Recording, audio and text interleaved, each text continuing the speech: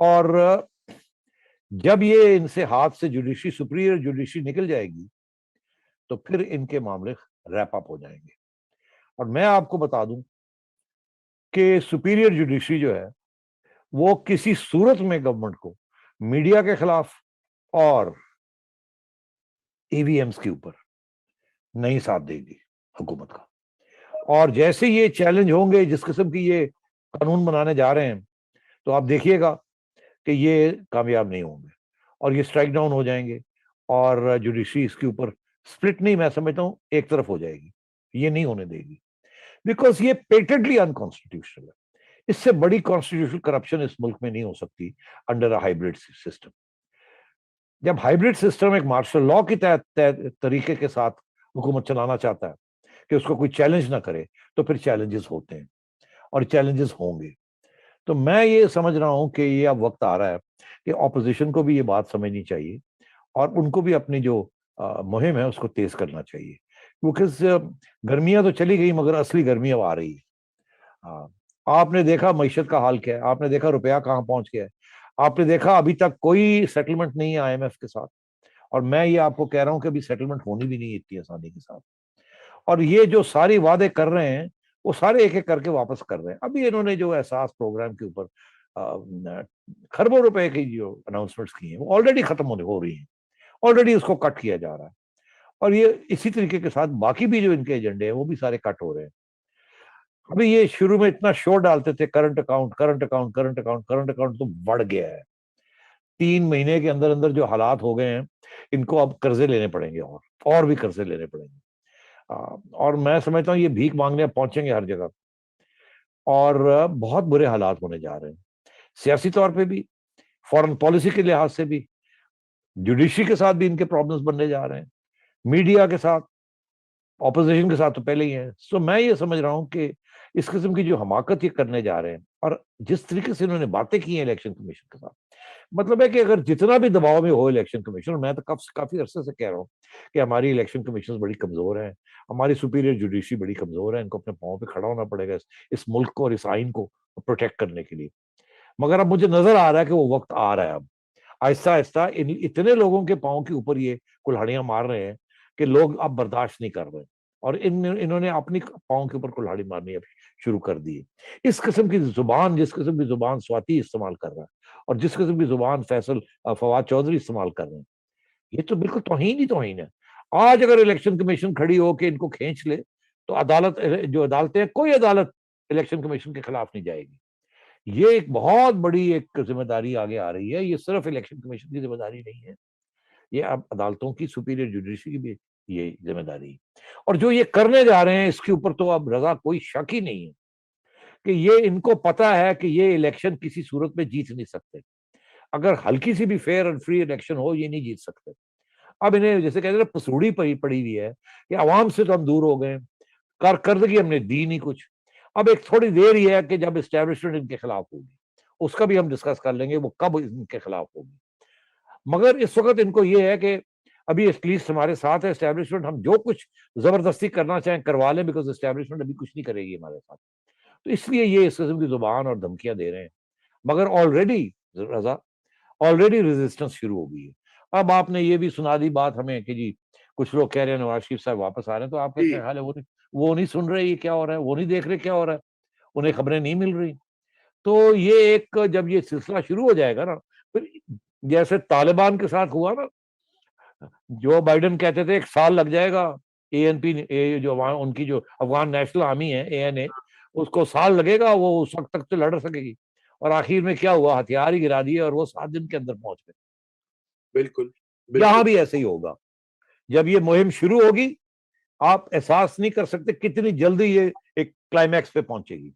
और अब अगर ऑपोजिशन में कोई भी सेंस है, तो ऑपोजिशन अब ये सारे जो, whether it's journalist, whether it is media, whether it is जजेस, sorry boys. The lawyers, students, इस वक्त सारी आवाम तैयार बैठी है। और अब ऑपोजिशन पे डिपेंड करता है कि इनको कैसे इकट्ठा करते हैं। और इसीलिए अब आगे भी जाके बात आएगी, बिलावल साहब जो बातें कर रहे हैं वो इस वक्त बेल आउट करने की कोशिश कर रहे हैं किसी तरीके के साथ, ताकि उनका कोई स्पेस बन जाए। वो बाद में हम डिस्कस कर लेंगे। मैं बिल्कुल मगर इन्हीं सारे इश्यूज पे आता हूँ, लेकिन जो आपने अभी एंड में कहा है, मैं वन बाय वन, मैं अगला सवाल ही इस्टेब्लिशमेंट का मैं पूछ रहा था कि ये सारा कुछ आखिर, ये जो तड़ी छड़ी होती है, कोई पीछे हो तो आप लगाते हैं ना।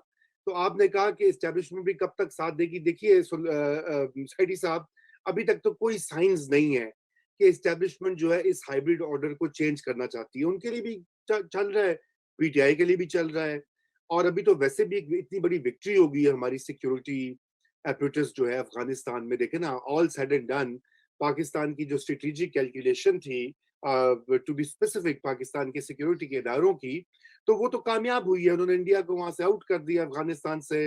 हमारी मनपसंद ग्रुप जो है वो इस वक्त हुकूमत बना रहे हैं, कल हलफ ले रहे हैं।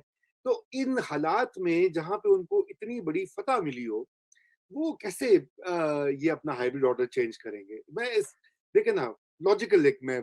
अच्छा, अब बात यह है कि आपने दो सवाल इकट्ठे कर दिए। उसकी वजह यह है कि एस्टैब्लिशमेंट की कितनी बड़ी फतह हुई है और कितनी शिकस्त होने जा रही है, वो अलग सवाल है, वो उसको मैं अलग डील करता हूँ। मगर आप वो मैं आऊंगा उसकी तरफ आज जब अफगानिस्तान डिस्कस करते हैं। मगर ये है कि जी एस्टैब्लिशमेंट कब इनका साथ छोड़ेगी, वो अभी मेन इश्यू है, राइट, जो हम सब्जेक्ट डिस्कस कर रहे हैं। देखिए, बहुत जल्दी छोड़ देगी साथ। एस्टैब्लिशमेंट उस वक्त छोड़ेगी जब आप एस्टैब्लिशमेंट के लिए कोई और चारा नहीं छोड़ेंगे। आपका ख्याल है आप घर बैठे रहेंगे तो वो छोड़ देंगे, नहीं होगा ऐसे। मगर मेरा ये मौकफ है कि आप घर बैठने वाले लोग घर से निकल रहे हैं बाहर। अभी यही तो मैं आपसे कह रहा हूं कि घर बैठने वाले लोग निकल रहे हैं। जब वो पूरे तरीके से बाहर आ जाएंगे तो फिर एस्टैब्लिशमेंट को फौरी तौर पे ड्राइंग बोर्ड्स में जाना पड़ेगा। और वो आप सोच नहीं सकते कितनी जल्दी इमरान खान की छुट्टी करवाएंगे वो, क्योंकि उसकी वजह यह है कि जो कुछ होने जाएगा उस डायरेक्टली एस्टैब्लिशमेंट के ऊपर अटैक आएगी। आपने अभी देखी भी नहीं है किस किस्म की अटैक आएगी। अभी हर बंदा अपनी जगह पे बात कर रहा है और वो सतून के तौर पे कि देखे जी ये, देखे जी वो। मगर एक स्टेज आने वाली है कि इतनी शदीद किस्म की डायरेक्ट कॉन्फ्रंटेशन आ जाएगी कि अगर लोग निकलते हैं बाहर और इमरान खान साहब कहते हैं एस्टैब्लिशमेंट को बचाओ मुझे, एस्टैब्लिशमेंट नहीं बचाएगी। आपने लाना उस स्टेज पे है मूवमेंट को जहां इमरान खान साहब जाके एस्टैब्लिशमेंट को कहें मुझे रेंजर्स की जरूरत है, और एस्टैब्लिशमेंट कहेंगे सॉरी, रेंजर्स नहीं आपको मिल सकते, जिस काम के लिए आपको रेंजर्स चाहिए। अवाम के खिलाफ रेंजर्स कभी नहीं खड़े होंगे, ये मैं आपको लिख के दे देता हूं। और आपका काम ये है, अगर आपने मूवमेंट चलानी है तो आपने स्ट्रीट पावर डेमोन्स्ट्रेट करनी है। उसके साथ जजेस भी दलेर हो जाएंगे और एस्टैब्लिशमेंट भी जो है वो दूर हो जाएगी। ना जजेस खड़े हो सकते हैं अवाम के खिलाफ, ना एस्टैब्लिशमेंट अवाम के खिलाफ खड़ी हो सकती। तो आपका काम बड़ा क्लियर हो गया अब कि जो छोटे छोटे ग्रुप से जो कि अवाम का हिस्सा बनते हैं और एक मूवमेंट को लीड करते हैं, जो पहले आपको मिल नहीं रहे थे, अब वो तैयार हो गए हैं हिस्सा डालने के लिए। वो तंग आए हुए हैं, गुस्से में है वो। जिस किस्म की बातें हम जजेस के खिलाफ सुन रहे हैं यूट्यूब के ऊपर, जैसी बात भी हम नहीं कर सकते, मगर है यूट्यूब के ऊपर, सारी अवाम देख रही है। Millions of Pakistanis, 35 million Pakistanis के पास फोन्स हैं। मिलियंस, टेंस ऑफ मिलियंस देख रहे हो, सब कुछ देख रहे हो, सब कुछ सुन रहे हैं। रजा, मेरी बात मानिए, वकला हजरात फारग हो चुके हैं फ्रॉम दिस गवर्नमेंट।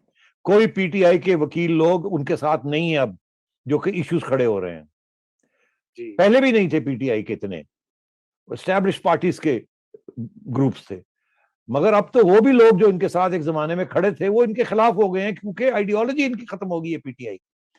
अब पीटीआई एक बिल्कुल मौका परस्त और फाशिस्ट किस्म की रेजीम नजर आ रही है उनको, जिनके अंदर उनके हकूक भी, उनके ऊपर भी पाबंदियां लगने लगी हैं।